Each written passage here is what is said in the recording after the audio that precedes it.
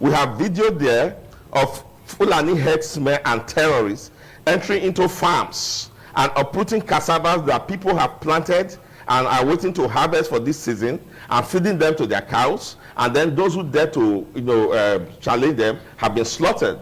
So for the 200 families in Edo State that have been slaughtered in the past 3 months, we commiserate with you. Now we know that we have north and south, because the language I hear from those who are condemning is south and north. It is no longer what happened in Edo State, it's what happened in the south and what happened in the north. So we find solidarity when it comes to anything happening to people in the north and then from the north. It doesn't matter what they do. It doesn't matter that what we are dealing with has a history. It doesn't matter that on a daily basis, Edo people are reporting killings in their farms, destruction of their economy. It doesn't matter. All of that don't matter. As long as it has now happened to those who are from the north, then you have bodies, you have sociocultural groups, you have all sorts of people rising up in condemnation. It is a shame. It is condemnable. It is incendiary. If we react like that and look at things from such selfish prism, you will have war in this country, because you have families right now who are crying, who are angry, who have lost loved ones to this kind of brutality in the bushes. And now, as I have told you, they have entered into the town of Auchi, and we are not having anybody condemning it. Before now, during the Buhari's regime, I remember that we had serial kind of killings like this. We must rise to condemn in all totality all these atrocities across board. Now that the DSS boss have said that the Nigerian intelligence, DSS, and the Nigerian security operatives does not have the capacity to secure the entire communities across Nigeria. Of course, he's making a very frantic submission. Nobody should criticize him for this. I, of course, commend him for his courage, for his sincerity, that the issue of security should not be left in the hands of DSS, in the hands of, the army chiefs and the rest of them. As Labaja, before his demise, said that the military does not have the capacity to man the entire Nigerian, of course, terrain. They can't be everywhere all the time, or at the same time. They are not magicians. What does that tell? That they lack the capacity to protect the Nigerian people. So with this development, what does that tell? He has called on Nigerians to defend themselves, to form a group and defend their own territory, defend their communities. Defend their communities. That is just what the DSS chief is, of course, the submission is making.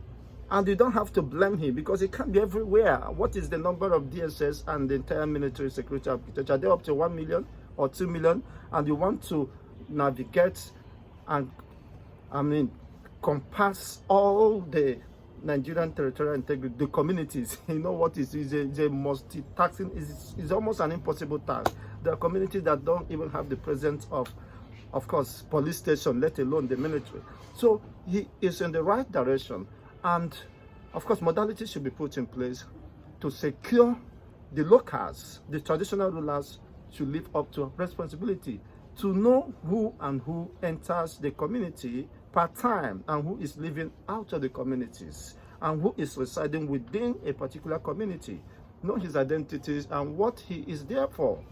And of course, be at watch, at alert in the forest regions within your own domain. It is important. So the DSS have said you don't hold them responsible. You don't hold the Nigerian government responsible. Unfortunately, it is the primary responsibility of any government to protect life and property. And when they fail in this primary responsibility, that state should be considered a failed state. So is it telling us that Nigeria is tilting towards a failed state who no longer have the capacity, within the internal security, to secure the citizens? This is not about external aggression. It is a very disturbing development. Well, then he have sent the message for those who cares to know. Communities should protect themselves, to come together and defend themselves, to protect their own life, and the inalienable right to life, of course, and existence. Otherwise, they will be overrun by by the terrorists in general. He said, protect yourself, form a defense, protect yourself against the terrorists, because the infiltration, the influx is almost the entire southern region. Importantly, in the forest, people could no longer travel without their heart beating, because of they don't know what next, of course, they might encounter in the course of their journey. It's a very disturbing development. Well, now let's hear from a very disturbed and angry illustrious son of Edo people. Edo people who have long sold the souls of their brothers and sisters are now realizing that your community matters to you. So before I continue, I would like to commiserate with about 200 families in the past few months in Edo State that have had their mothers slaughtered in the farms, have their fathers and children slaughtered in the farms, and those who have suffered kidnapping, as happened recently in Auchi, around the Igbira camp, not far from the military checkpoints, where 4 people were kidnapped from their own streets at Igbira camp in Auchi. You can confirm this from the security forces, only very recently. We have videos, and I have a lot on my phone now, of farmers who have been slaughtered in their farms. There's a camp in Ovia here. It's just a farm settlement. It's a camp. The people were sleeping at night, and then herdsmen or terrorists, we shouldn't actually be using the word herdsmen. Terrorists who went to those camps, slaughtered them in the night. We have about 7 dead bodies lying there. And I'm telling you things that have happened within the last 1 month. Now, burnt down some parts of their houses. There seems to have been a little stopgap. But it appears that just recently, as soon as we started hearing of the political actors in the north complaining that Tinubu has neglected the north, we are beginning to see a resurgence of this. We understand what is going on. It is happening in Nigeria, it is happening in Edo State, and we are keeping note of all those hypocrisies you see in the press. The people are feeling the brunt, they are losing loved ones, and they are not going to be moved by what you are doing in the press. You see, this question of intimidation of Edo people in Edo State would stop. It has to stop. The state is a metropolitan state and cosmopolitan state. And we allow people from all sections of the country to do business here. You have as much presence of the Igbo community in Edo State as you have of the Fulani. The same thing with the Yoruba community and people from other parts of the country. Why don't we have this problem with them? All the alleged problems you have in our farms and the killings going on in our farms are done by one tribe, the Fulanis. It is time the narrative should be on why are the Fulanis killing Edo people. This apologetic talk here is annoying me. This is our state. We have a right to do business in our state. We have a right to run our economy. Those that will say you are stigmatizing a particular tribe by being specific. Let's describe them as headsmen. Let's describe them as headsmen. I am not going to describe what I know. I shouldn't be invited here to come and begin to use the language that these people are using. I'm a civil society practitioner. I use language based on fact. I say I have my phone there is filled with videos. The tribe is known, they are identifiable by their looks and by their language. While they were destroying those farms, they were speaking their language. So I know the tribe I'm talking about. I'm talking about the Fulani tribe operating in our forest and killing our people. It should stop. Let me just take you on that, Chris. Yes.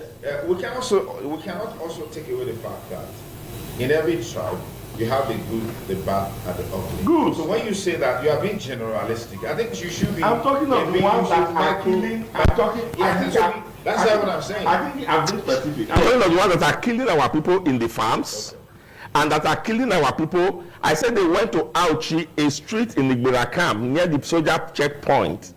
And now I'm talking about 2 weeks ago, and kidnapped 4 people from their houses. Nobody is talking about those narratives. The lives of those people don't matter. So it is the government that should be worried whether you are going to continue to have a country that will remain in this kind of tension, because according to Newton's third law, Actions and reactions are equal and opposite. The fact that you are talking does not affect the emotional reaction of the man who has lost a loved one in a brutal killing to a kidnapper. So people can be talking. How do you account for the emotional reactions of people who lose loved ones? That is what you saw at Uromi. It is not as if those boys just love to go to the streets and kill people. It is a reaction. For every action, there's a consequent reaction. We cannot escape from reality. So if the leaders now are talking, as I understand that the governor is talking, cannot have sent a delegation now to come and talk with the governor, these are the things they should be discussing. The president has given his usual cliche of go after the victims and so on. This is what the president should be concerned about. Should he continue to preside over a country where you have this kind of underlying subterranean tension that is likely to bubble over? Phil Ayoje just told you just now that after he had this conversation with his friend, he said if the governor did not go to Uromi, things would have escalated. That at the blast of the whistle, that is the same thing the terrorists who went to bomb Israel thought, October 7th. That at the blast of the whistle, they will run Israel down. We are having piles of tens of thousands of people since October 7th till now. The war is still on. So you can't tell where it's going to go. Nobody should think that they have monopoly of violence. The world is a global village, and there are networks. So while you think you are here doing what you think you are doing, there are networks. Okay. You can be overrun in 1 hour too. The point is, look, there is too much threat from this particular tribe against the Edo people and against the rest of Nigeria. We should stop taking that threat. Nobody has monopoly of violence. You give me an AK-47, I will sooner kill 10 foolish illiterates that they can kill me because I have more intelligence to do so. So what they should do, what we should begin to converse now is, should we amend our laws that Edo citizens should also carry weapons? The security man here did not mention whether the laws permitted people to be traveling on our streets and going to our bushes, hanging AK-47 and killing our people. He didn't mention that. Should our laws be amended? Are we going to continue to be slaughtered in our own place? So we should begin to think about how to amend our laws. Nigeria should start carrying weapons. If you don't allow Nigeria to carry weapons by law, weapons should still get to the hands of Nigerians. Because this is a wake-up call that we are not considered to be of any consequence. When we are being killed, it shouldn't be news. It is only when there's a reprisal attack. One thing I've discovered is that when evils of such happens in the South, the Southern traditional rulers, religious rulers, politicians will not speak out in solidarity against such dastard acts. They will keep mute, they will keep silence because of whatever, perhaps they are coward, expression of cowardice, or to protect their political interests. As against their own people who have been rounded up, killed, burned down, women raped, that is the worst of it.